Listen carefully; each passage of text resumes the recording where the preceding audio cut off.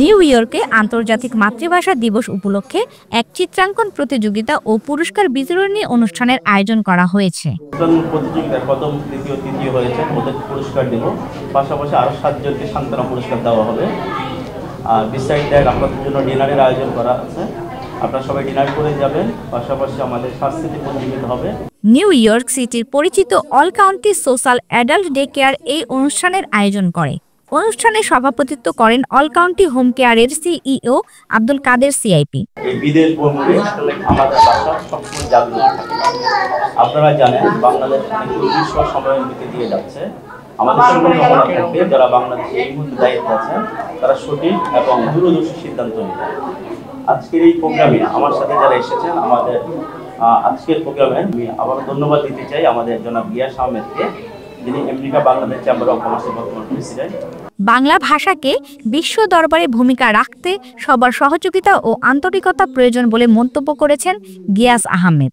এই electric official ভাবনা তখন কিন্তু এই বাংলা ভাষা আরো উজ্জ্বল হবে, আরো সুপরিচিত হবে। তো যারা সেই এত বছর আগে 1952 সালে যারা স্যাক্রিফাইস করলো, জীবন বিসর্জন দিল, তো আমাদেরও কিছু করার আছে বাংলাদেশের কথা।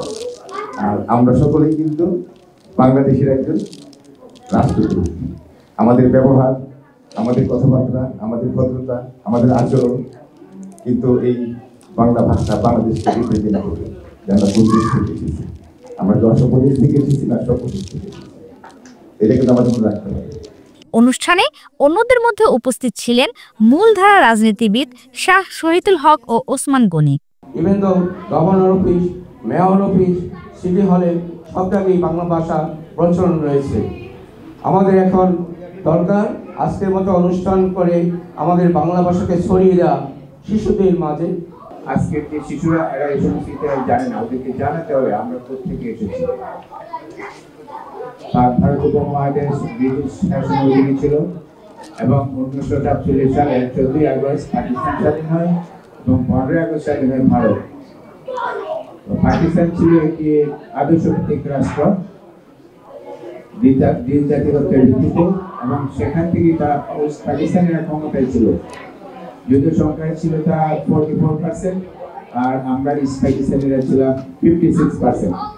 তারপরেও আমাদেরকে সবসময় বঞ্চিত করে রাখা হয়েছিল আমাদের ন্যায্য অধিকার থেকে। অনুষ্ঠানে অতিথি ছিলেন টাইমস টেলিভিশনের সিইও আবু তাহের সহ একাধিক সংগঠক। এই কমিউনিটিকে কিভাবে আমরা এম্পাওয়ার করছি, আমরা কিভাবে আমরা ধীরে ধীরে এগিয়ে যাচ্ছি, কিভাবে আমাদের প্রচার এবং প্রসার করছি, এবং এটা আমাদের প্রচার এবং আমাদের প্রসার না, আমাদের বাংলা ভাষা, বাংলার সংস্কৃতি, বাঙালির এগিয়ে যাওয়া মানেই হচ্ছে বাংলা ভাষা এবং বাংলা সংস্কৃতি প্রচার এবং প্রসার। এখানে সবকিছুই আছে, আপনার চাহিদা মতো চাহিদা যেই কোনো জিনিস এখানে আমাদের রেডি আছে। আপনারা শুধু বাসায় বলবেন যে আমরা ওই all county social adult day কেয়ারে যেতে চাই, তাদের এখানে আমরা থাকতে চাই। আমাদের সাথে যদি আপনারা থাকেন, আপনারা সত্যি আপনারা যেভাবে আপনাদের সন্তানদের কাছে আপনারা সেবা পেতেন, ঠিক আমাদের এখানে সেরকম সেবা আপনারা পাবেন। অন্য অতিথিরাও ভাষা দিবসে এই আয়োজনের গুরুত্ব নিয়ে কথা বলেন। একটা সময় ভাবতাম যে বাবা কেন তো শাসন করে, মা কেন তো শাসন করে, কেন বলে বাংলা বলো, ভালোভাবে লেখাপড়া করো, মানুষের সাথে ভালো আচার আচরণ করো। এখন আমি বুঝতে পারি যে বাবার সাথে আমি first of all thank you দেবো শিশির ভাইকে, আমাকে চমৎকার এমন একটা আয়োজনে আসার জন্য, আমি এবং আমার পরিবারকে ইনভাইট করার জন্য। থ্যাংক ইউ সো মাচ শিশির ভাই। বিভিন্ন আয়োজনের মধ্য দিয়ে বাংলাদেশের সংস্কৃতিকে লালন করেছেন। এই বছরও তার ব্যতিক্রম নয়।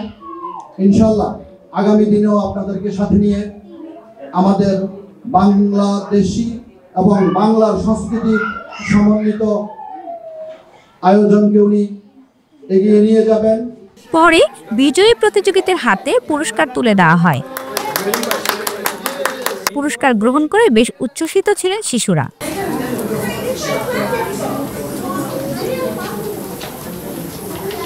সব শেষে আয়োজন করা হয় সাংস্কৃতিক অনুষ্ঠানের। এতে গান পরিবেশন করেন বাংলাদেশের জনপ্রিয় কণ্ঠশিল্পী নাজু আখন্দ।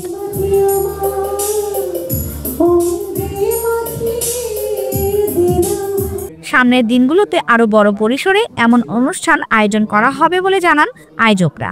এই all county social day care centre যে আয়োজন করেছে সেটা যাতে আমরা আরও ব্যাপক বিস্তৃতি লাভ করতে পারি।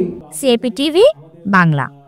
মোহাম্মদ কাদের ভূঁইয়া শিশির ভাইকে আমাদের পক্ষ থেকে ধন্যবাদ জানাই।